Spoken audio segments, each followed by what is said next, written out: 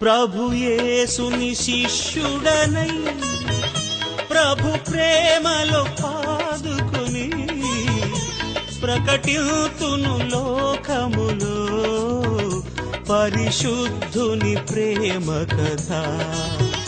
పరమాత్మ ప్రోక్షణతో పరిపూర్ణ సమర్పణతో ప్రాణంబును ప్రభు కొరకు పానార్పణము చేతు నడిపించు నావా నడి సంద్రమున దేవా నవజీవన మార్గమున నా జన్మ తరింప నడిపించు నావా